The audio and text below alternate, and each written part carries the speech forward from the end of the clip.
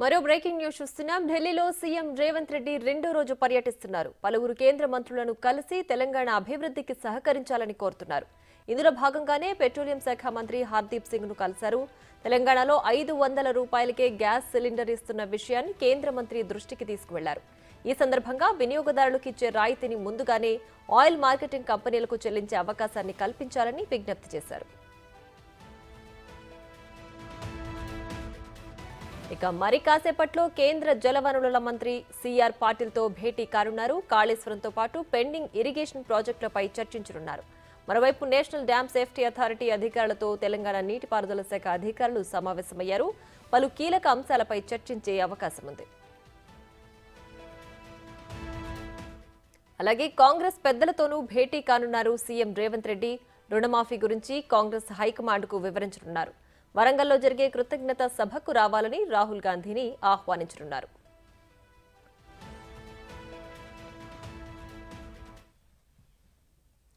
ఇక మరింత సమాచారం మా ప్రతినిధి శివ లైవ్ లో అందిస్తారు. శివ, చెప్పండి, సీఎం రేవంత్ రెడ్డి రెండో రోజు పర్యటనకు సంబంధించి పూర్తి డీటెయిల్స్ ఏంటి? తెలంగాణ సీఎం రేవంత్ రెడ్డి ఢిల్లీ పర్యటన రెండో రోజు కొనసాగుతుంది. రెండో రోజు పర్యటనలో భాగంగా ఈరోజు పార్టీకి సంబంధించిన అగ్రనేతలతో భేటీ అవుతున్నాయి. మరోవైపు రాష్ట్ర ప్రయోజనాలను దృష్టిలో ఉంచుకుని కేంద్ర మంత్రులను కూడా కలుస్తున్నారు. దానిలో భాగంగా పెట్రోలియం సహజ వాయువుల మంత్రి హర్దీప్ సింగ్ పూరితో 1:30 పార్లమెంట్ హౌస్లో సీఎం రేవంత్ రెడ్డి, భట్టి విక్రమార్క, అలాగే తెలంగాణ నీటిపారుదల శాఖ మంత్రి ఉత్తమ్ కుమార్ రెడ్డి వీరు ముగ్గురు కూడా భేటీ అయ్యారు. ఏదైతే తెలంగాణలో 5 రూపాయలకే సబ్సిడీ రూపంలో గ్యాస్ని ఏ విధంగా అయితే సప్లై చేస్తున్నారో, గ్యాస్ సిలిండర్లు ఇస్తున్నారో దాన్ని కేంద్ర మంత్రి దృష్టికి తీసుకువెళ్లారు. ఇక అయితే ఆయిల్ మార్కెటింగ్ కంపెనీలు ఏవైతే ఉంటాయో ఈ రాయితీకి సంబంధించిన సొమ్ములను రాయితీలకు ముందుగానే చెల్లించే విధంగా ఆదేశాలు ఇవ్వాలంటూ కూడా కేంద్ర మంత్రి దృష్టికి తీసుకువెళ్లారు. మరోవైపు ఈ హర్దీప్ సింగ్ పూరితో పాటు ఇతర కేంద్ర మంత్రులను కూడా కలిసేందుకు సీఎం రేవంత్ రెడ్డి ప్రయత్నాలు చేస్తున్నారు. ఇక కేంద్ర మంత్రిని కలిసిన సందర్భంలో సీఎం రేవంత్ రెడ్డితో పాటు భట్టి విక్రమార్క, ఉత్తమ్ కుమార్ రెడ్డి కూడా కలిశారు.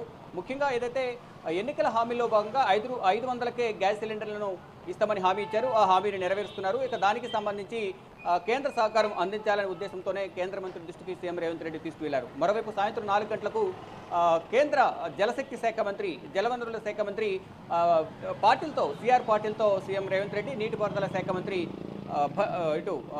ఉత్తమ్ కుమార్ రెడ్డి, నీటిపారుదల శాఖ అధికారులు కూడా భేటీ కాబోతున్నారు. మరోవైపు ఇప్పటికే నేషనల్ డ్యామ్ సేఫ్టీ అధికారులతో తెలంగాణ నీటిపారుదల శాఖ అధికారుల సమావేశం కొనసాగుతుంది. ఈ సమావేశం ముగిసిన తర్వాత వారు కూడా ఈ జలశక్తి శాఖ మంత్రితో భేటీ అయ్యే సందర్భంలో వారు కూడా సమావేశమయ్యే అవకాశం కనిపిస్తుంది. ఇక తెలంగాణకు సంబంధించిన ఈ నీటిపారుదల శాఖకు సంబంధించిన అంశాలపై కూడా ఈ 4 గంటలకు జరిగే సమావేశంలో చర్చించే అవకాశం కనిపిస్తోంది.